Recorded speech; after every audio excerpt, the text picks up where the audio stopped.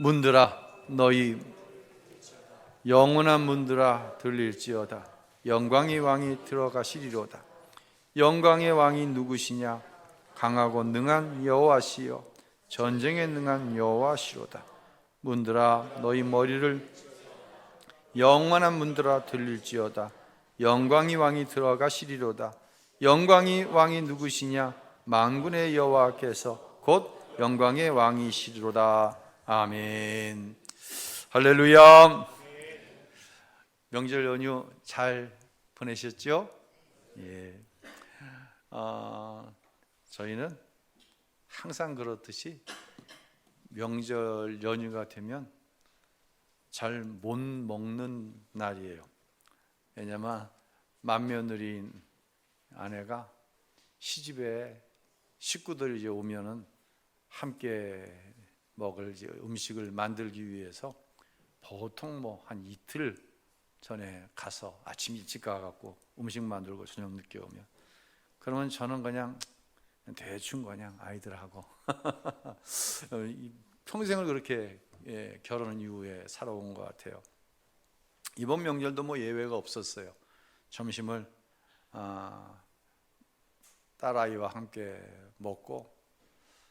먹는데 유진이가 아빠 저녁 때 파스타 해드릴게 잡수실래요? 저 파스타 좋아해요. 참고로 제가 그 부른 국수를 왜 먹나 그랬어요. 특별히 어디 가서 파스타를 시켜 먹으면 이해가 안 돼. 저걸 왜 돈 주고 사 먹지? 근데 그 몇 번 먹어봤더니 맛있더라고요. 그래서 이제 그래 그렇게 하자. 제가 이제 산책을 나가면서 유진이한테 뭐뭐 사와야 되는지 좀 적어달라고 메모를 해가지고 시장을 갔어요. 시장 안에 있는 마트에서 사야 될 게 있고, 뭐 생크림이나 아니면 뭡니까 뭐 그런 것들은 또 마트에서 사야 되고, 이 새우는 생선가게 가서 사야 된다고 그러더라고요. 먼저 마트를 가가지고 열심히 정확하게 들여다보고, 또 모르는 건 사진 찍어서 딸한테 보내고, 그래서 무사히 마트에서 장을 보고 계산대로 왔어요. 명절을 앞두고 있으니 마트에 사람이 많았어요. 한 50대 초반쯤 돼 보이는 자매님이 계산대에 서 있는데, 제가 얼마 안 되는 거지만 이렇게 뒤밀었더니 이상한 거예요. 할아버지가 와서 그 파스타 재료를 사가지고 뒤미니까 이렇게 쳐다보는 거예요. 그래서 제가 새해 복 많이 받으세요 그랬더니 50대 초반에 이 여자분이 당황을 하는 거예요. 처음 본 할아버지가 뭐 이렇게 그냥 머리에 뭐 좀 이렇게 에센스도 바르고 그러지 않고 그냥 집에서 있는 그대로 입고 있다가 그냥 간 거거든. 나이 먹은 할아버지가 처음 보는데 새해 복 많이 받으려니까 당황을 하는 거예요. 그러니까 뭔 말을 하려는데 할 말은 없고, 그러니까 웃고 말더라고요. 저는 친절한 모습이 습관화된 사람이에요. 항상 나는 목사잖아. 그래서 친절이 습관화가 됐어요. 그런데 제 스스로에게 묻는 거예요. 이 목사, 자네는 친절이 습관인가 아니면 친절한 사람인가? 어떨 것 같아요? 답이 잘 안 나와요. 여러분, 제가 한번 이런 좀 도발을 하고 싶어요. 여러분한테. 여러분의 왕, 여러분의 주인은 누굽니까?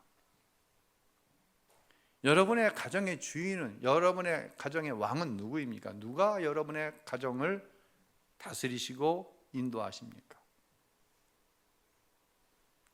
혹시 집에서 키우는 개 아니에요? 여러분 그 메신저 프로필에 보면은요, 개는 있는데 남편은 없어. 개는 있는데 부인은 없어. 죄송합니다. 도발하는 거예요. 개만도 못한 남편, 개만도 못한 부인들이 얼마나 많은지 몰라요. 제가 가끔 이 문제를 가지고 도발할 터인데, 여러분 깊이 생각하셔야 돼요. 이것을 단순히 정신적인 문제가 아니라 영적인 문제로 생각할 수 있어야 돼요. 오늘 여기까지만 도발할게요. 제가 공동체적으로 여러분에게 질문을 하는 거예요. 여러분의 왕이, 여러분의 주인이 하나님이신 줄로 믿으시기 바랍니다. 여러분 다 아멘합니다. 근데 이것은 교리적인 답변일 수 있어요. 마치 나는 친절이 습관화된 사람입니다, 이것이 곧 내가 친절한 사람이 아닐 수도 있는 것처럼, 여러분이 교리적으로 하나님이 내 삶의 왕이십니다, 주인이십니다 하지만 정말 내가 하나님의 통치를 즐거워하고 내 삶의 주인이 정말 하나님이신지, 이 문제에 대해서 오늘 진지하게 여러분과 말씀을 통해 나눠보고 싶은 거예요. 구약 성경은요, 이스라엘의 역사를 고스란히 담고 있습니다. 혹시 여러분 가운데 이 구약 성경이 단군 신화, 그렇죠? 설화, 아니면 자신의 사상이나 어떤 교훈을 주기 위한 동화, 소설 정도로 생각하고 계신 분들이 있을 수 있어요. 다시 말씀드립니다. 구약 성경은 철저하게 이스라엘이라고 하는 이전에도 있었고 현재도 있는 나라의 역사예요. 하나님은 많은 민족들 가운데 시브린 이스라엘을 뽑아 선택하셔서 그들로 하여금 그 역사를 통해 우리에게 말씀하시고 있는 게 있는 거예요. 오늘 우리에게 말씀하시는 내용은 뭐냐면 네 왕이 누구냐는 거예요.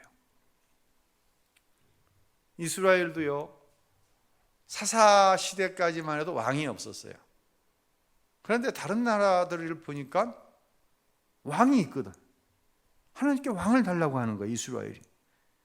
이 요청은 단순한 요청이 아니에요. 이스라엘은 천지를 하나님께서 만드시고 천지를 운영해 나아가시는 분이 하나님이라는 사실을 교리적으로 믿었어요. 하나님이 왕이세요. 그런데 자기들을 위해 왕을 달라고 하는 거예요. 그들은 알고 있었다니까요.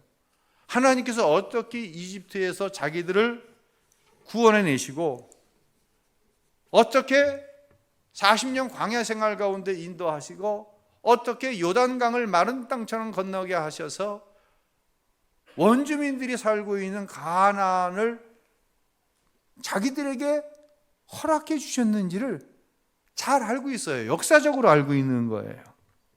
그런데 이들이 왕을 달라고 하는 거예요. 왜요? 이스라엘은 알아요, 역사적으로. 하나님 안에 있을 때 가장 자신들의 삶이 안전하다는 사실을 아는 거예요.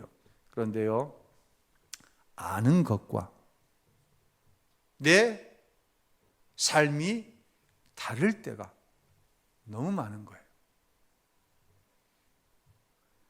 이스라엘은요, 스스로 왕이 되고 싶은 거예요. 지금 다른 나라 핑계를 대고 있지만 진짜 이유는 스스로 높아지고 하나님 참견받지 않고 살고 싶은 거예요. 이게 성경, 구약 성경인 열왕기상, 열왕기하, 역대기에 고스란히 나와 있어요. 이 역사를 아주 간단하게 요약을 해서 말씀을 드리면요, 이스라엘은 북쪽 이스라엘과 남쪽 유다로 나눕니다. 북이스라엘, 남유다. 남유다에 20명의 왕이 있었습니다. 그 중에 하나님께 선하다고 판단받은 왕은 8명에 불구하고 12명의 왕은 악하다는 평가를 받습니다. 그래도 남유다는 북이스라엘보다 훨씬 영적인 상태가 나았습니다. 하지만 북이스라엘은 19명의 왕이 세워지는데 19명의 왕 중에 하나님께 선하다고 인정받은 왕이 단 한 사람도 없어요. 에후라고 하는 왕이 이스벨 여왕을 죽임으로 잠깐 하나님께 인정받는 순간이 있었어요. 그러나 곧 에후도 하나님 앞에 악을 행하게 됩니다. 그러니까 누가 선하고 누가 악한지, 누가 좀 낫고 이게 없어요. 누가 더 악하고 덜 악한가가 있는 거예요. 북이스라엘은. 왜? 이들은 하나님을 섬기지 않았어요. 엄격하게 얘기하면 하나님을 섬긴다고 하면서 자기들을 위해 우상을 만들어 섬겼어요. 그 결과가 뭔지 아세요? 남유다는요, 최초의 왕이 르호보암이라고 하는 왕인데, 이들은 하나님의 약속 안에서 다윗의 혈통으로 339년, 즉 이 20명의 왕들이 다 다윗의 혈통 안에서 나와요. 그리고 그 다윗의 혈통 가운데 약속하신 메시아인 예수님이 탄생하시는 거예요. 반면에 처음부터 끝까지 악했던 북이스라엘은 모두 19명의 왕이 있었다고 그랬어요. 남유다의 역사가 339년인데 북이스라엘 역사는 204년밖에 안 돼요. 이동안 19명의 왕이 지나가는데 9개의 왕조가 씁니다. 왕조라는 것은 혈통에 의해서 나라가 세워지는 거예요.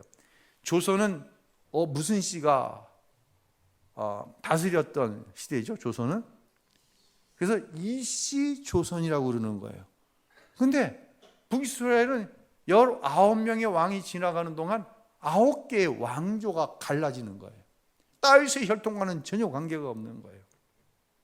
9개의 왕조가 서로 다른 왕조가 바뀌는 동안 한 번도 빠짐없이 왕이 살해를 당해서 죽고 다른 왕조가 세워지는 거예요. 마지막 왕조의 왕이 호세아라고 하는 왕인데, 결국 이 호세아 왕 때 북이스라엘은 아수르에 의해서 멸망을 당하게 되는 거예요. 이것이 바로 하나님께서 이스라엘의 역사를 통해 저와 여러분에게 왜 하나님이 내 삶의 왕이시여야 하는 이유에 대해서 말씀하고 있는 거예요. 여러분은 혹시 하나님이 함께 계시는 것을 좀 불편하게 생각하지는 않나요? 그 공간에는 하나님이 계시지 않았으면 좋겠다. 어떤 특별한 공간에 하나님이 없었으면 좋겠어. 장사하는 사람이라고 하면 장사하는 순간은 하나님이 계시지 말아야 되는데, 왜요? 적당히 더 남기기도 하고죠. 예? 어떻게 생각하세요? 특별한 공간에, 특별한 시간대에는 좀 하나님 안 계시면 좋겠다.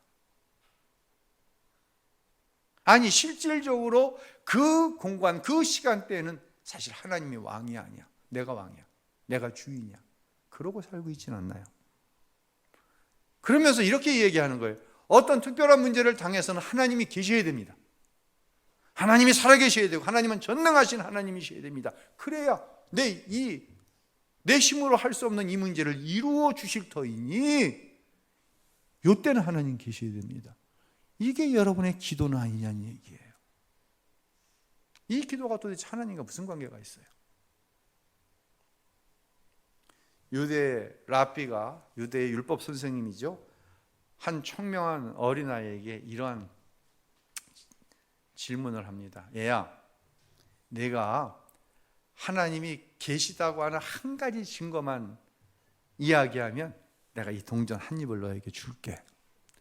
그러자 이 청명한 어린아이가 랍비에게 반대의 질문을 합니다. 어떤 좀 당돌한 질문을 합니다. 무슨 질문을 하냐면요, 선생님, 혹시 선생님께서 하나님이 계시지 않는다고 하는 증거 한 가지만 되면 제가 선생님께 동전 2입을 드리겠습니다. 하나님이 계시지 않다고 하는 증거 한 가지만 되시면, 여러분에게 이 질문은 어떤 의미입니까? 다윗은요, 오늘 우리가 읽은 시편 24편을 통해 하나님을 왕으로 모시고 사는 자신의 삶에 대한 고백을 합니다. 7절로 8절만 한번 읽고 계속 말씀을 드리겠습니다. 읽어볼까요? 오 너희 문들아 고개를 들라, 너희 영원한 문들아 들리라. 영광의 왕이 들어오신다.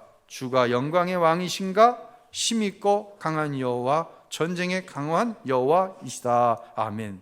주가 영광의 왕이신가? 스스로에게 질문을 던지는 거예요. 내 일평생의 삶에서 하나님이 내 왕이셨나? 다윗은요, 평생을 전쟁터에서 산 군인입니다. 다윗이 골리앗과 싸울 때의 나이를 추정하기를 15살이었다고 추정을 합니다. 그때부터 죽을 때까지 다윗은 전쟁터에서 살아온 철저한 군인이에요. 그는요, 논리나 교리상으로 아는 것이 아니라 자신의 일평생 살아온 삶을 통해 확실하게 이야기하는 거예요. 나는 하나님이 기름 부어 세우신 왕이지만 내 왕, 만왕의 왕은 여호와라고 이름하는 하나님이시라고 하는 거예요. 그리고 그 하나님의 통치를 기뻐하고 즐거워함으로 하나님의 통치 안에서 살아갈 때 전쟁에 뛰어나신 하나님께서 한 번도 패하게 하시질 않았다는 거예요. 항상 승리하게 했다는 거예요. 여기에 더해서 내가 하나님의 통치를 기뻐하지 않고 내가 왕이니까, 내가 내 삶의 주인이니까 내 마음대로, 내 생각대로 살아갔을 때는 하나님께서 그 전쟁에 패하게 하셨다는 거예요. 여러분, 현재 눈에 보이는 현상이요, 다가 아니에요. 하나님의 통치를 볼 수 있는 눈이 열려져 있어야 돼요. 우린 지금 싸움을 하고 있어요. 치열한 싸움을 하고 있는 거예요. 영적 전투를 하고 있는 거예요. 배후에는 마귀의 역사가 있어요. 우리가 세상을 살아갈 때 세상의 크기와 내 크기를, 내가 가지고 있는 이 문제와 현재 나를 볼 때 정말 무기력할 수밖에 없어요. 그런 문제들이 우리 안에 많아요. 물질의 문제, 특별히 자식의 문제, 어떤 사업의 문제, 너무 무기력한 거예요. 내가 할 수 있는 일이 없는 거예요. 근데 기억하시기 바랍니다.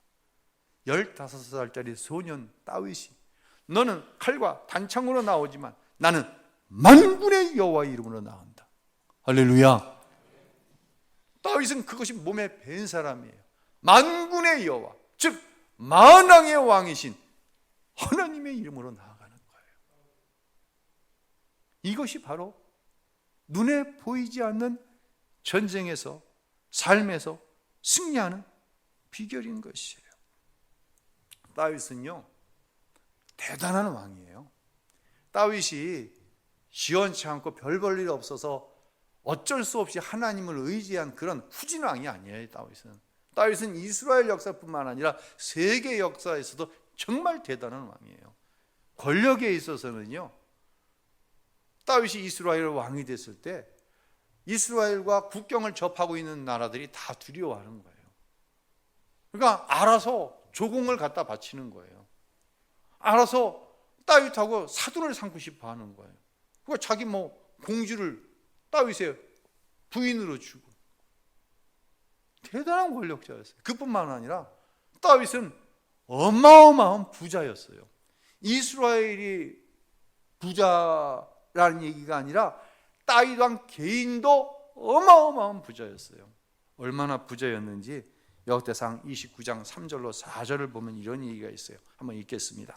성전을 위하여 준비한 이 모든 것 외에도 내 마음이 내 하나님의 성전을 사모함으로 내가 사유한 금, 은으로 내 하나님의 성전을 위하여 드렸느니 곧 오빈의 금 3,000달란트와 수는 7,000달란트라. 흔히 솔로몬 성전이라고 하죠. 다윗이 못 지었어요. 다윗은 성전을 짓고 싶었지만 그 아들 솔로몬이 짓죠. 하지만 성경에 보면은 그 모든 성전 건축에 필요한 재료들과 사람들과 재물은 다윗의 때에 다 준비했어요. 근데 다시 올려줘 보세요. 29장 3절과 4절에 보니까 이런 얘기를 해요. 성전을 위하여 준비한 이 모든 것 외에도 내 마음이 내 하나님의 성전을 사모함으로, 이게 하나님을 왕으로 삼은 다윗의 마음이에요. 하나님을 사모하니까 내가 사유한 금, 다윗은 왕입니다. 지금의 대통령과는 이건 상대가 안 되는 권력과 권한이 있는 거예요. 나랏돈 가지고 성전 짓는 거 아무 문제 안 돼요. 그런데 자기가 하나님 너무 사랑하니까, 하나님의 성전을 짓는 걸 너무 좋아하니까 자원하여서 사유한 금을 드리는 거예요. 자기 개인 자산을 드린 거예요. 얼마큼을 드리냐? 금이 3,000달란트, 은이 7,000달란트를 드리는 거예요. 질문 한번 할게요. 금 한 돈이 몇 그램이에요? 3.75g입니다.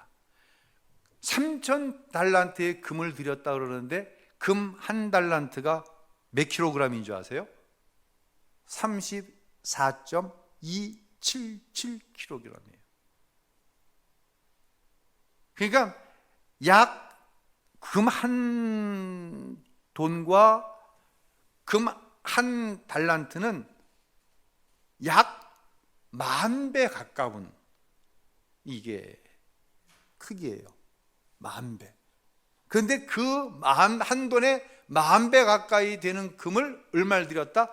3,000달란트를 드린 거예요. 제가 인터넷으로 찾아봤어요. 금 한 돈이 얼마인가. 요즘 금 한 돈 얼마인지 아세요? 예? 31만 8천 원에서 왔다 갔다 하더라고요. 요즘에 31만 8천에서 왔다 갔다 하더라고요. 32만 원을 한번 따져가지고 제가 한번 계산을 해봤어요. 그랬더니 금 3,000달란트가 약 9조 원이더라고요. 이제는 내가 무슨 얘기할지 알고 놀라는 표정도 쳐. 안 놀라는 사람들은 뭐예요? 9조 원을 성전을 건축하는데 하나님을 사모함으로 드렸다니까요. 다윗이 얼만큼 부자였는지 상상이 돼요? 한번 상상이 안 돼.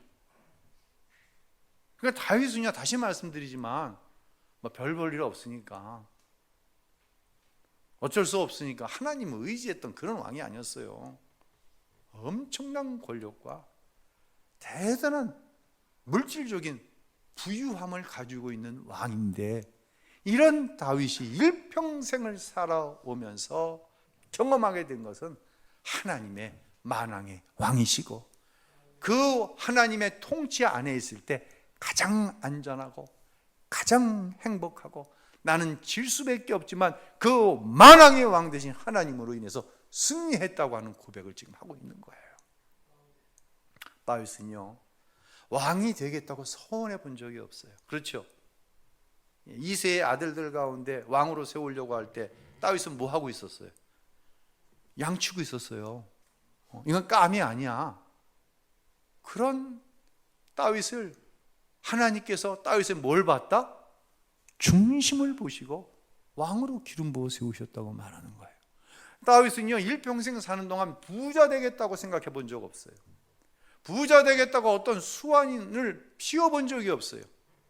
하나님이 그를 왕으로 세우셨고, 하나님을 왕으로 삼아 그 통치를 기뻐하는 다윗을 엄청난 부자로 하나님이 축복하신 거예요. 그래서 다윗은 입술을 열어 고백하는 거예요. 여호와는 나의 목자시니 내가 부족함이 없으리로다. 할렐루야. 저는 여러분을 이 시간 축복하는 것을, 하나님을 왕으로 모시고 사는 그런 축복의 사람들이 되시기를 예수님의 이름으로 축원합니다. 이제 이 숙제를 하나 풀어야 되겠죠. 목사님, 그럼 어떻게 하나님을 왕으로 모실 수 있나요? 설교를 듣다 보니 저도 제 삶의 주인이 왕이 공동체적으로는 하나님이라고 고백했지만, 내 개인적으로는 어떤 시간 안에서, 어떤 공간 안에서, 무엇 안에서 하나님이 왕이시지 않을 때가 많이 있었네요. 그래서 저도 하나님을 왕으로 삼고 싶어요. 그런 마음이 좀 드시나요? 예, 그런 마음이 들었으면 좋겠어요. 두 가지 방법이라기 하기 뭐예요? 성경에 보면 두 가지 경우가 있더라고요. 저도 그런 경험을 했고요. 첫 번째 경우는 사도 바울과 같은 경우더라고요. 바울이 사울이라고 하는 청년이었잖아요. 예수 믿는 사람 잡아오게 가두는 것이, 죽이는 것이 하나님을 위한 것이라고 알았던 사람이에요. 그날도 그러한 사람들을 잡으려고 다메섹이라는 곳을 지나다가 부활하신 예수님이 강권적으로 사울 안에 임하시는 거예요. 어떻게? 강권적으로, 강제적으로 임한 거예요. 그래서 사울은 그렇게 예수를 믿게 됐어요. 강제적으로. 그런 사울도 반드시 겪어야만 했던 것이 있어요. 그것은 뭐냐? 강제로 하나님이 들어오셨지만, 하나님께서 사울을 통해 하실 일이 있어서 강제적으로 임하셨지만, 사울이 인격적으로 하나님을 만나는 과정이 사울이 쓴 모든 서신서 가운데 그대로 나와 있는 거예요. 그래서요, 바울과 같은 경우도 있지만 꼭 반드시 거쳐야 되는 것은 내 마음을 열어서 주님을 왕으로 모셔드리는 거예요. 이것을 가리켜서 인격적으로 하나님을 만났다 그러는 거예요. 여러분, 제가 또 하나 좀 물어볼게요. 여러분, 자녀들 방에 들어갈 때 노크하고 들어가십니까? 그냥 문 열고 들어가십니까? 어때요? 윤승희 집사님, 현민이, 성민이 방에 들어갈 때 노크하고 들어가요? 그냥 들어가요? 노크하고? 항상? 네. 또 누구한테 물어볼까? 윤강봉 집사, 아직 애들이 어들이니까 뭐 그렇고. 심천보 집사님, 유진이 방에 들어갈 때 노크하고 들어가요? 그냥 들어가요? 네? 반. 일부 예배도 물어봤거든. 남자들이, 아버지들이 거의 그러네. 일부 예배 때는 우리 정시성을 가진 안수 집사님이 반반이라고 얘기했거든. 반반은 그래. 우리 집은 저는 노크하고 들어가. 근데 사모님은 여러분 생각에 맡기겠어요. 그런 논리를 갖다 댈 수는 있어요. 이게 누구 집이야? 우진이 집, 유진이 집 아니잖아. 이거는 아빠인 내 집이잖아. 그럼 내 집, 내 방, 내가 문 열고 들어왔는데 니들이 뭐라고 그럴 거야? 그럴 수 있어요, 그렇죠? 그런데 우리가 아는 게 있어. 노크 안 하고 문은 열고 들어갈 수 있지만 아이들의 마음의 문은 내가 열 수 없다는 거예요. 방문을 열었다고 아이들의 문을 연 건 아니라는 거예요. 아이들의 마음의 문, 생각의 문을 여는 거 어려워요? 너무 어려워요? 너무 어려워요. 저도 어려워요. 어떤 때는 정말 아도매치유야. 안이 꺾고 매시 꺾고 정말 마찬가지. 하나님께서요, 우리를 만드셨어요. 하나님이 천군과 천사를 동원해서 내 마음의 문을 쩍 찍어버리시고 들어오실 수 있어요. 하나님은 그런 전능하신 하나님 맞아요. 근데 하나님은 우리 가운데 그렇게 오시지 않아요. 아까도 말씀드렸든지 강권적으로 임하실 때가 있어요. 그래도 인격적으로 하나님을 만나는 과정이 없으면 그 사람들 다 떨어져 나갑니다. 결국은 무슨 기적, 무슨 능력을 경험했다. 근데 인격적으로 예수님 만나지 않으면 다 떨어져 나갑니다. 목사도 떨어져 나가고요, 장로, 안수집사 다 떨어져 나갑니다. 여러분 보셨잖아요. 어떻게 안 만나면 인격적으로 예수님을 만나 내 마음을 열어 주님을 모셔드리지 않으면, 하나님을 왕으로 모셔드리지 않으면 다 떨어져 나가게 돼 있어요. 그런 생각도 해봐요. 저는 목사잖아요. 근데 정말 기가 막혀. 내가 나를 볼 때 하나님, 이런 부분에 있어서 정말 답답해요. 정말 목사 같지 않아요. 목사가 어떻게 이럴 수가 있어요? 하나님 그냥 강권적으로 좀 내 안에 오셔서 이 문제 그냥 싹 청소해 버려주세요. 좀 내가 아프고 힘들고 고통을 당할지라도 하나님 내 안에 막 밀고 들어오셔가지고요, 하나님만이 왕이 되셔서 하나님 통치만을 기뻐할 수 있게 해주세요. 목사님, 제가 그런 기도할 때 있어요. 근데 하나님은 그렇게 일하시지 않더라고요. 아마 하나님이 그렇게 일하셨으면 저 이 자리에 서 있지 못할 거예요, 아마. 예. 여러분 가운데 하나님이 그렇게 왕으로 오셨으면 과연 여러분 가운데 멀쩡한 사람이 있을 수 있을까? 하나님을 부인하는 사람들 가운데 요상한 질문하는 사람이 있어요. 아니, 하나님께서 에덴에 왜 선악과를 만들어 놓으셔가지고 아담과 하와로 죄짓게 만들어요? 안 만드시면 되지. 아니, 그 선악과를 따먹으려고 하는 순간 하나님이 안 돼! 멈춰! 이 자식들이 그거 먹지 말라고 그랬잖아. 먹는다면 죽는다고 그랬잖아. 이러셨으면 죄 안 졌을 거 아니에요. 요상한 질문하는 사람들이 있어요. 몰라서 그래요. 하나님은 우리에게 자유의지라는 것을 주셨어요. 우리를 하나님과의 관계에서 기계적인 관계로 만드신 게 아니에요. 갑과 을의 관계로 만드신 게 아니에요. 하나님은 철저하게 내가 마음의 문을 열어 기쁨으로, 감격으로, 감사함으로 주님과 동행하기를 원하시는 거예요. 너 내 옆에 있어? 안 있으면 큰일 날 줄 알아? 하나님은 한 번도 우리에게 그러한 것을 요구하시거나 한 번도 그렇게 일하시지 않으셨어요. 사람은 마음의 문을 열어 하나님을 왕으로 모실 수도 있지만, 사람은 마음의 문을 안 열어 자기를 왕으로 삼고 살 수도 있는 존재라는 거예요. 그래서요, 요한계시록 3장 20절에 보면 이런 말씀이 있습니다. 함께 읽겠습니다. 볼지어다 내가 문 밖에 서서 두드리노니 누구든지 내 음성을 듣고 문을 열면 내가 그에게로 들어가 그와 더불어 먹고 그는 나와 더불어 먹으리라. 나도 보세요. 지금 예수님이 문 밖에 서서 두드리는 거예요. 두드리면 여러분은 뭐라고 해요? 누구세요? 그때 주님께서 말씀하시는 거예요. 나다. 그 음성을 듣고 문을 열어야 되는 거예요. 이 요한계시록 3장의 배경은 소아시아 7교회를 향한 칭찬과 어떠한 책망을 담고 있습니다.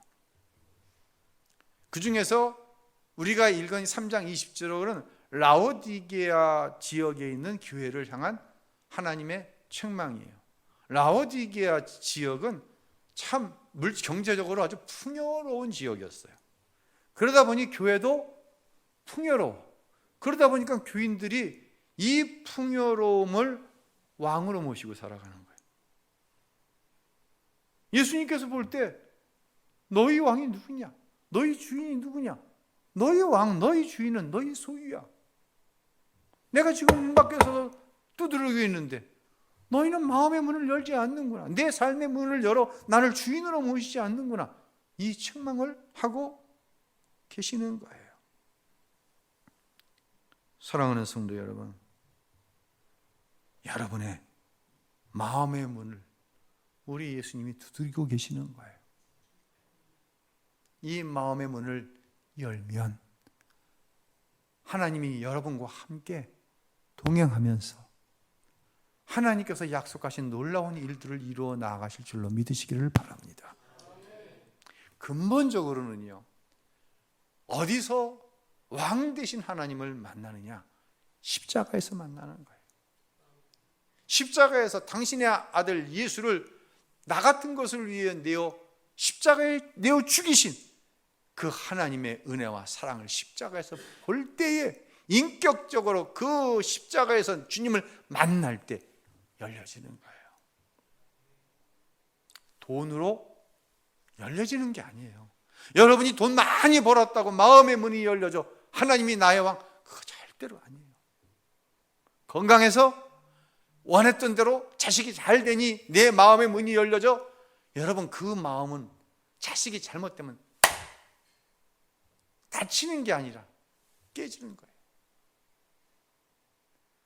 그런 마음의 문은요, 돈을 다 잃어버리면 닫히는 게 아니라 다 부서지고 마는 거예요.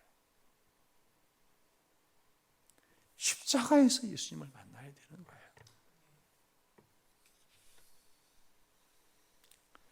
그런데 성경은요, 이제 우리가 다윗은 구약에서 하나님을 왕으로 모시고 살았다. 그럼 신약에 오면 뭐라고 우리에게 새로운 약속이 주어지냐면요, 요한계시록 20장 4절에 새로운 약속이 주어집니다. 한번 읽어볼까요? 또 내가 보좌들을 보니 거기에 앉은 자들이 있어 심판하는 권세를 받았더라. 내가 보니 예수를 증언함과 하나님의 말씀 때문에 목배임을 당한 자들의 영혼들과 또 짐승과 그의 우상에게 경배하지 아니하고 그들의 이마와 손에 그의 표를 받지 아니한 자들이 살아서 그리스도와 더불어 1000년 동안 왕노릇하니. 아멘. 나도 보세요. 예수님께서 공중에 재림하실 때 이 땅에서는 7년 대환란이 일어나고 곧 천년왕국이 이루어집니다. 그 천년왕국 때 어떤 일이 일어나냐면, 예수를 믿고 예수를 증거하는 삶을 살다 보니 순교를 당하는 거예요. 목배임을 당하는 거예요. 또 영혼들과 또 짐승과 그의 우상에게 경배하지 아니하고, 즉 어떤 시간과 공간 속에서 하나님을 왕으로 섬기지 않고 그저 그것이 돈이 되었든지 그것이 자식이 되었든지 그래서 집에서 키우는 개나 고양이가 되었든지 그것에 영혼을 팔리는 거예요. 그래서 산 사람들이 아니라, 그래서 목배임을 당하고 그래서 환난을 당한 사람들이 그리스도 앞에 서게 됩니다. 그때 어떤 일이 일어나느냐? 그리스도와 함께 왕노릇 할 것이다 라고 말씀하고 있는 거예요. 여러분, 이 땅에 살면서 하나님을 왕으로 삼고 하나님의 통치를 기뻐하며 살 때 우리의 삶에는 환난이 있습니다. 고난도 있습니다. 그러나 하나님이 나의 왕이 되시면 고난과 환난 나를 넘어뜨리는 것이 아니라 오히려 그 고난과 환난은 하나님 앞에 더 가까이 나아가는, 그래서 하나님을 더 깊이 인격적으로 만나는 그런 도구가 되는데, 이 일을 하시는 분이 누구냐? 내 안에 계신 성령님이신 거예요. 성령님은 그 하나님을 왕으로 모시고 살 뿐만 아니라 영원한 천국에서 예수님과 함께 왕노릇할 것이라고 하는 믿음을 나에게 주시는 거예요. 죽음이 하나님과 나 사이를 갈라놓지 못하는 거예요. 할렐루야. 여러분을 축복합니다. 사순절입니다. 나를 살리신 예수님, 십자가 앞에 나아가 여러분의 마음의 문, 영혼의 문이 열려 예수님이 나의 주인이십니다. 하나님이 나의 왕이십니다. 이 고백 가운데 일평생 하나님과 동행하다 주님 앞에 주님과 함께 왕노릇하는 영원한 천국에서 사는 성도 여러분들이 다 되실 수 있기를, 이 일을 위해서 십자가에서 피 흘려 죽으신, 내 죄를 대속하신 예수 그리스도의 이름으로 축원합니다. 할렐루야.